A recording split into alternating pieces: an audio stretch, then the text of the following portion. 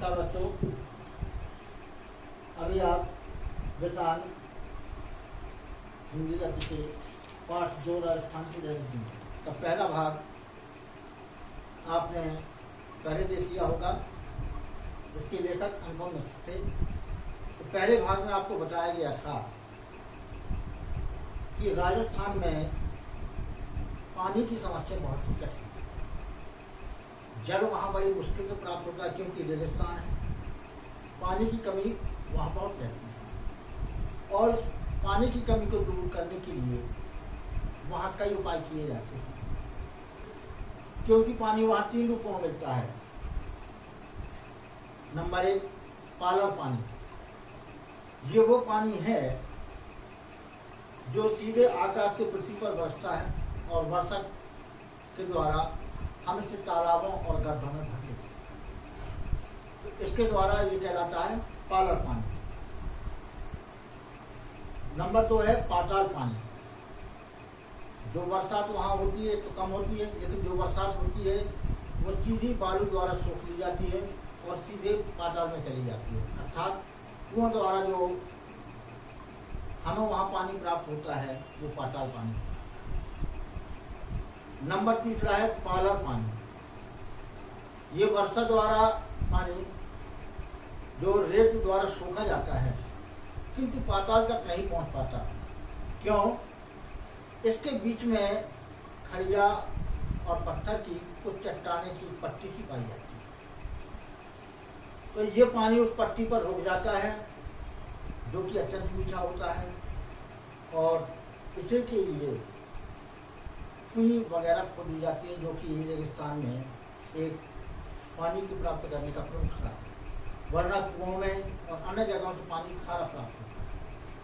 तो वो पानी जो वर्षा द्वारा ग्रहण किया जाए लेकिन सीधे पाताल में न जाकर उसे बीच में ही रोक लिया जाए, उसे कहते हैं रेजानी पानी। और यही पानी सबसे मीठा होता है। इसको बनाने के लिए, इसे प्राप्त करने के लिए वहाँ कुछ मजदूर मिलते हैं जो रेजारू कहलाते हैं। उन्हें ये परख होती है कि यहाँ पर खड़िया या पत्थर की चट्टान मिल सकती है, इसलिए वहाँ वो कुएं खोदने का उपाय करते हैं और कुएं खोदने में 20-25 साल तक खोदते जाते हैं और कुएं का मुंह बहुत ही पतला होता है और वहाँ खोदने के लिए फावड़े आदि की जरूरत भी नहीं पड़ती, क्योंकि उस सक्रिय स्थान पर हम फावड़े या कुदारी का प्रयोग नहीं करते। वहाँ खोदने के लिए हमें छोटी सी बसूली, जो आपने देखी हो कारीगरों के पास होती है ईंट पत्थर तोड़ने का, उसमें छोटी सी लोहे का धार लगा होता है। तो इस प्रकार उस कुएं को खोदा जाता है बसूली की सहायता से और जो मलबा निकलता है उसे बाल्टी में भरकर ऊपर फेंकते हैं।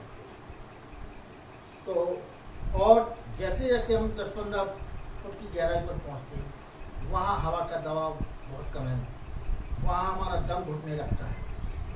तो इसकी पूर्ति के लिए ऊपर से कुछ लोग एक बालू मुट्ठी भर कर फेंकते हैं। उस मुट्ठी भर कर बालू फेंकने के साथ ऊपर की हवा नीचे पहुँच जाती है और नीचे की कुछ ऊपर जाती है, जिससे काम करने वाले को राहत महसूस होती है। तो इतनी मुश्किल से कुएं खोदी जाती है। अब उसे बांधने के उपाय कि कुछ लोग तो कारीगर नीचे से बांध दिए जाते हैं, कुछ जगह पर ऐसा होता है कि उसे सीधा बन जाती है, लेकिन कुछ जगह पर ये होता है कि वहाँ ईंट रोकने का स्थान नहीं होता। जैसे ईंट रखते हैं बालू की टक्कर नहीं किया जाता, तो वहाँ रस्सी, वहाँ एक प्रकार की घास पाई जाती है खींच, उसे इकट्ठा कर लेते हैं, उसकी रस्सी बनाते जाते हैं और चारों तरफ कुंडली के ऊपर लगाती जाती है, जिसके दबाव के कारण रेत पर दबाव पड़ता है और कुंडली कुएं के रूप में परिवर्तित होती है। अब वो कुंडली के द्वारा ही हम कुएं को बांधते हैं। कुछ जगह पर लट्ठों के द्वारा, यदि वहाँ कुंडली काम नहीं करती तो लट्ठों के सहारे चारों तरफ छोटी छोटी लट्ठों बिछा दी, इस प्रकार कुएं का निर्माण होता है। लेकिन अधिकतर कुएं का निर्माण खींच नाम की घास से होता है।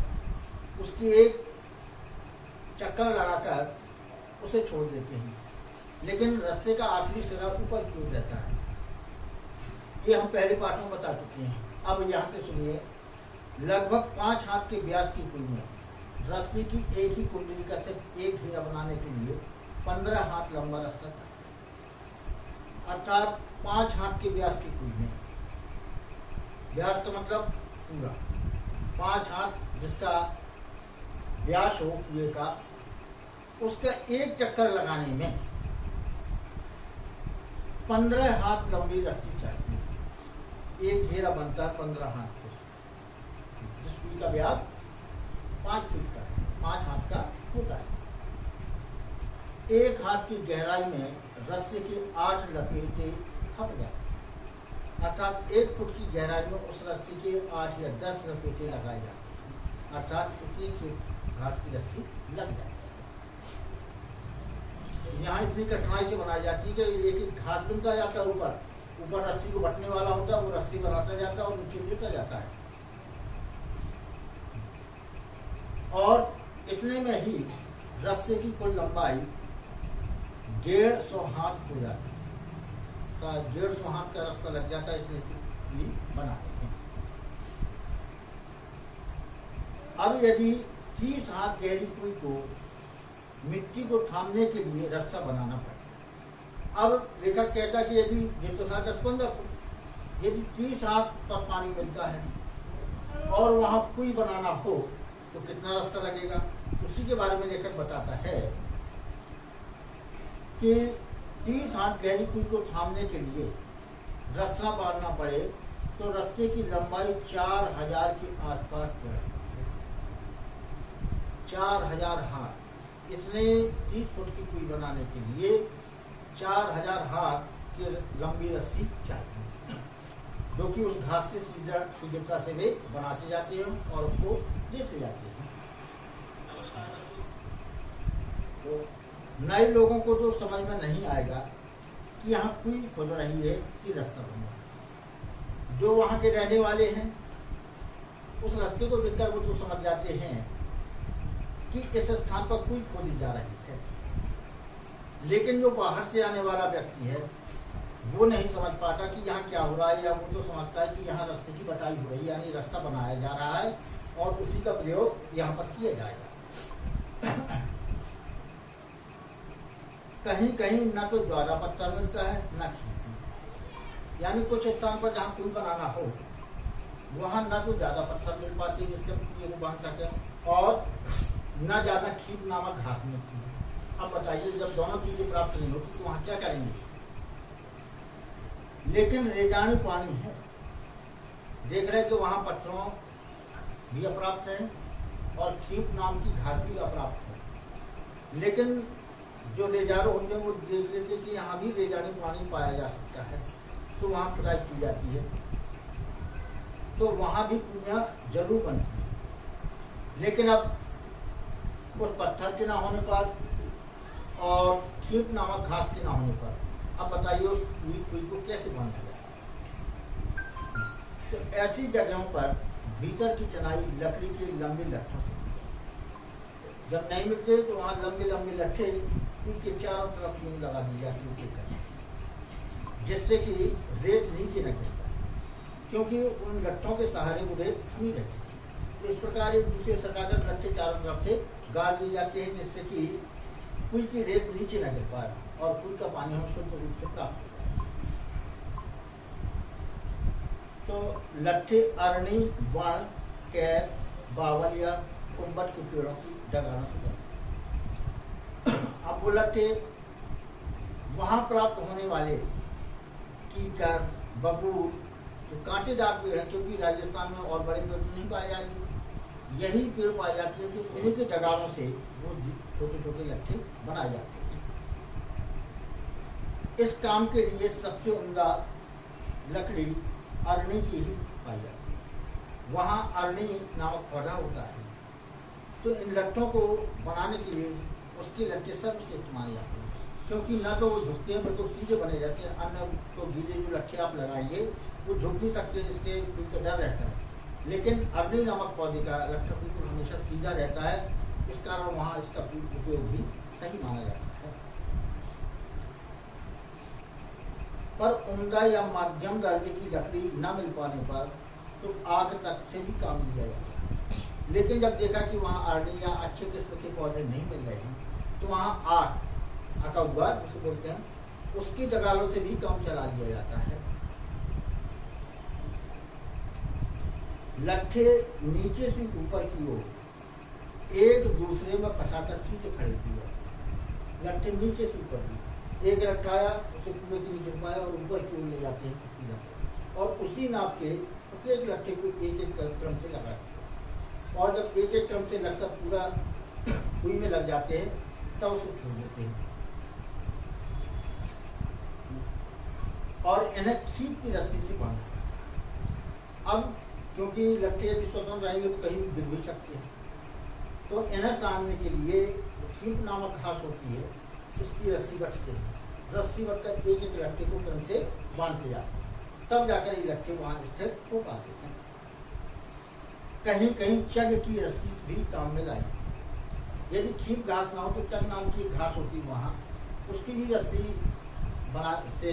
बनाई जाती है जिससे से बांधा जा सकता है, लेकिन वो ज्यादा मजबूत नहीं होती, इसलिए खींच नामक घास का उपयोग अधिक होता है। यह बंधाई भी कुंडली का आकार लेती है, यानी जैसे हमने पहले वो कुंडली घास की लगाई थी उसी प्रकार लट्ठों को भी क्रम से हम एक एक कुंडली लगाकर बांधते जाते हैं और नीचे से ऊपर की ओर लेते जाते हैं। इसलिए इसे सांपड़ी भी कहते हैं। वहां के लोग इस बंधाई को सांपड़ी कहते हैं। क्यों? क्योंकि ये सांप के समान कुंडली मारकर नीचे से ऊपर की ओर आती है, ऊपर का सर स्वतंत्र रहता है, तो इसका आकार बिल्कुल सांप के समान दिखाई देता है। इसलिए वहां के निवासी इस विधि को सांपड़ी के नाम से भी जानते हैं।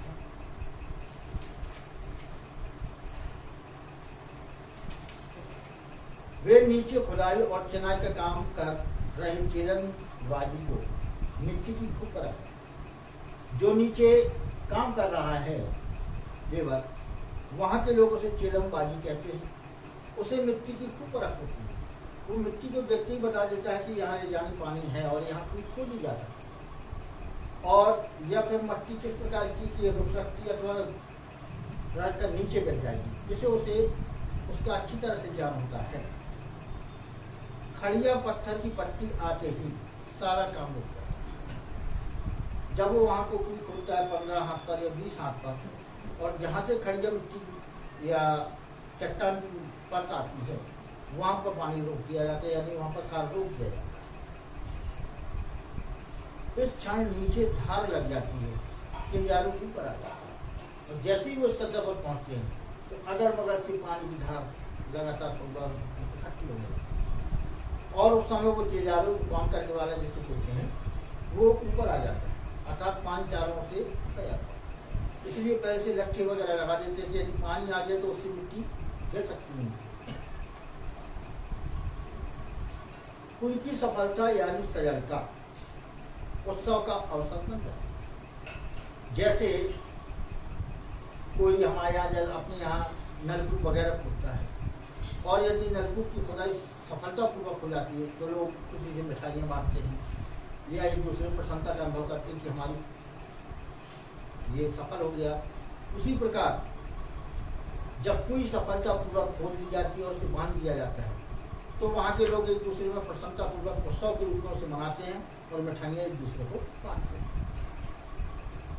यूँ तो पहले दिन से काम करने वालों का विशेष ध्यान रखना यहाँ की परंपरा। पहले दिन से ही जो काम कर रहे हैं उन लोगों का वहाँ विशेष ध्यान रखा जाता है, क्योंकि वो आपके लिए पानी की खुदाई करते हैं। पर काम पूरा होने पर तो विशेष भोज का आयोजन, यानी प्रारंभ में पूजन करके नारियल मिठाई बांट दी जाती है।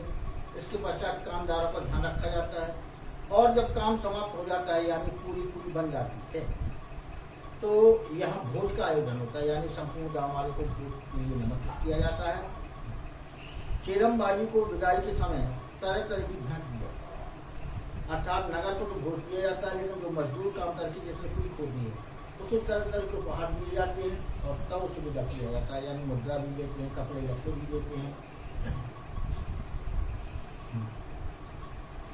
तो तेजारों के साथ गांव का यह संबंध उसी दिन नहीं टूटा, अर्थात जैसे अपने यहाँ कुआं खोदने वाला कुएं की खुदाई करके अपनी मजदूरी प्राप्त करके चला जाता है, फिर कुएं का उससे कोई संबंध नहीं रहता।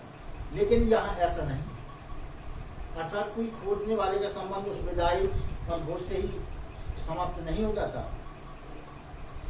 बल्कि आज प्रथा से पुनः वर्ष भर में 30 त्योहारों में विवाह जैसे मंगल अवसरों पर नैन भेंट दी जाती, अर्थात उस साल भर उस गांव में जो भी व्रत तीज त्योहार मनाए जाते हैं उसमें उन्हें बुलाया जाता है और भेंट दी जाती है। शादी ब्याह के समय उन्हें निमंत्रण करके बुलाया जाता है और उन्हें नैन और भेंट दी जाती है, और फसल आने पर खलिहान में उनके नाम से अनाज का एक रथ भेज दिया। अर्थात जब फसल पक जाती है, अनाज के ढेर खलिहानों में लगा दिए जाते हैं, तब उनके नाम से फसल का कुछ हिस्सा निकालकर अनाज उनके नाम से निकाल दिया जाता है। यानी वर्ष भर में अनाज की कमी पड़ती, अनाज लेने वो पहुंच जाते हैं। अब सिर्फ मजदूरी देकर भी काम करवाने के रिवाज आते हैं।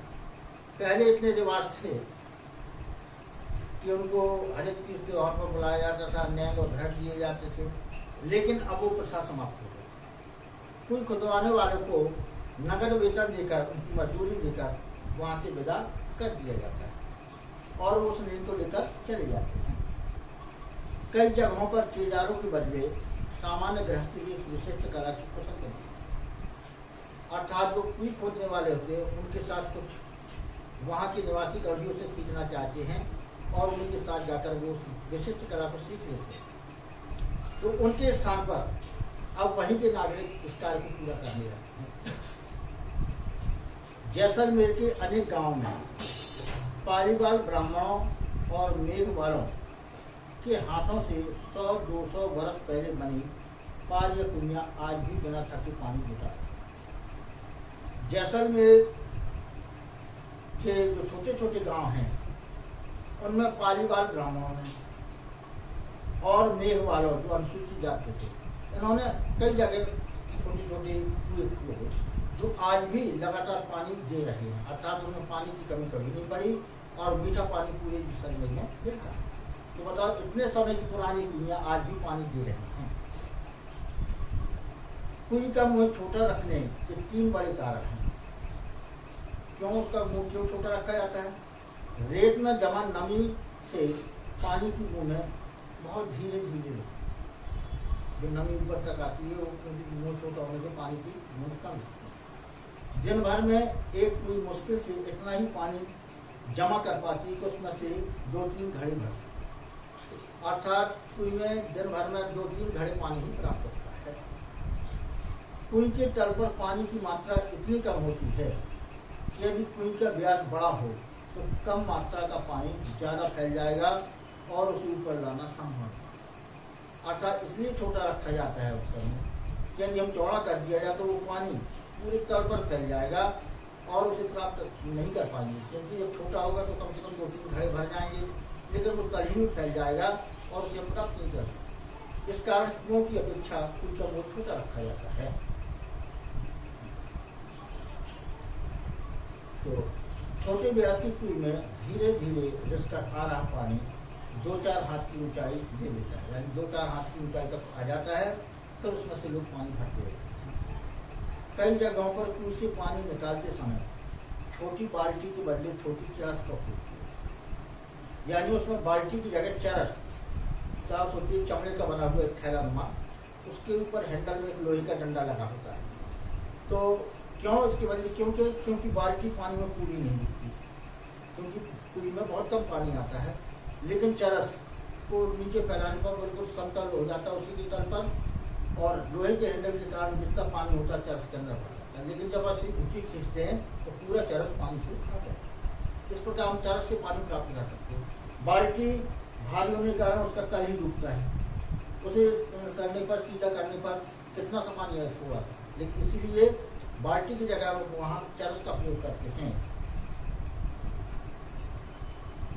मोटे कपड़े या चमड़े का चरस के मुंह पर लोहे का बजनी कड़ा बांध देते हैं। चरस पानी से टकराता है, ऊपर का बजनी भाग नीचे के भाग पर गिरता है और इस तरह कम मात्रा के पानी में भी वह ठीक से डूब जाता है और भर जाता है।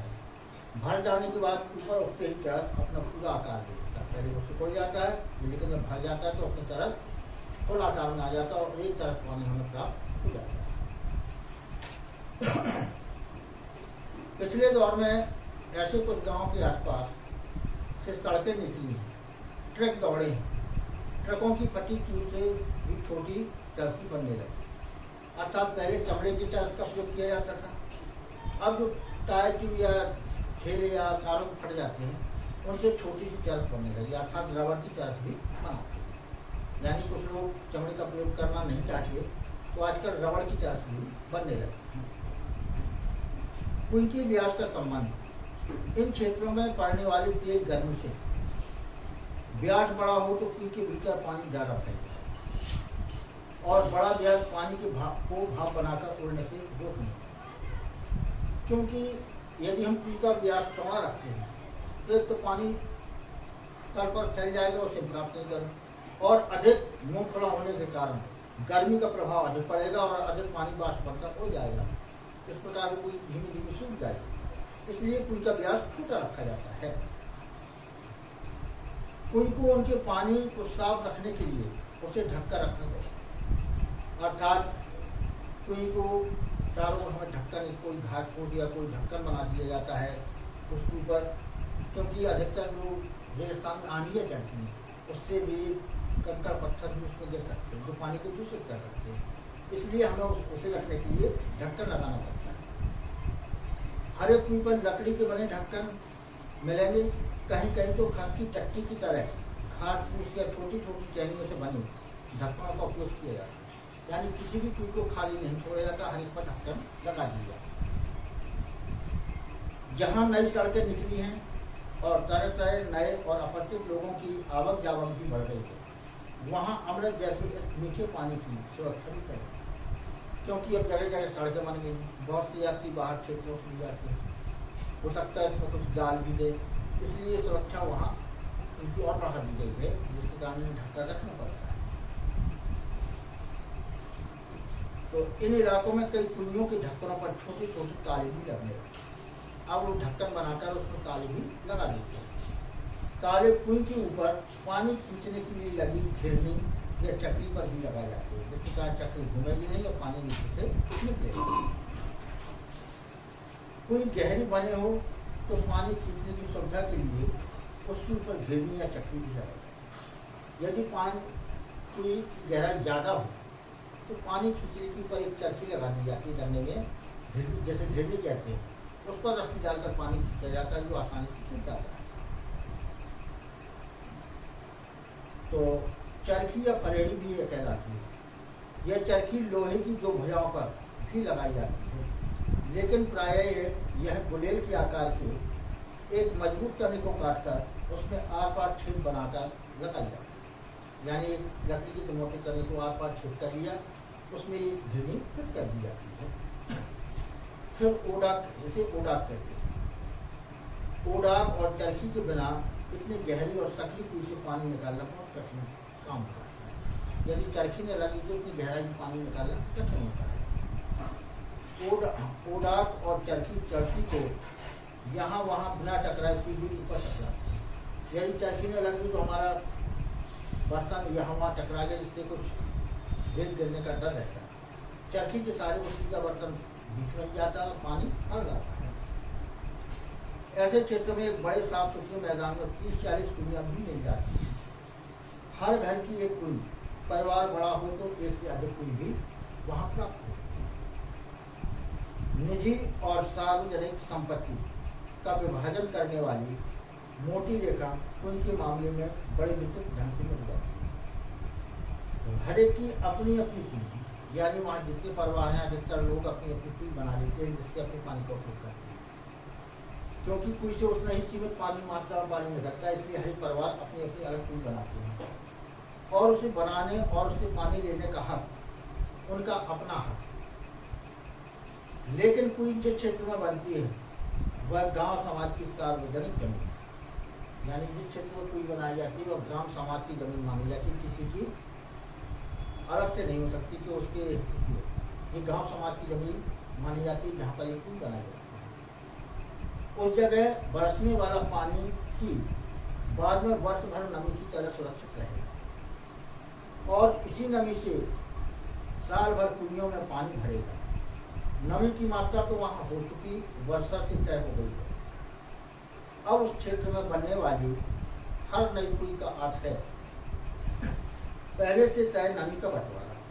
अर्थात अब क्षेत्र में कई कुइयां बन गई हैं, तो प्रत्येक कुई में उसी क्षेत्र की नमी का ही बंटवारा होता है, यानी कुछ पानी इसमें जाता है, कुछ पानी उसमें जाता है। हाँ, बहुत जरूरत पड़ने पर समाज नई कुई के लिए अपनी स्वीकृति देता है। हर दिन सोने का एक अंडा देने वाली मुर्गी की चिरपचित कहानी को जमीन पर उतारा।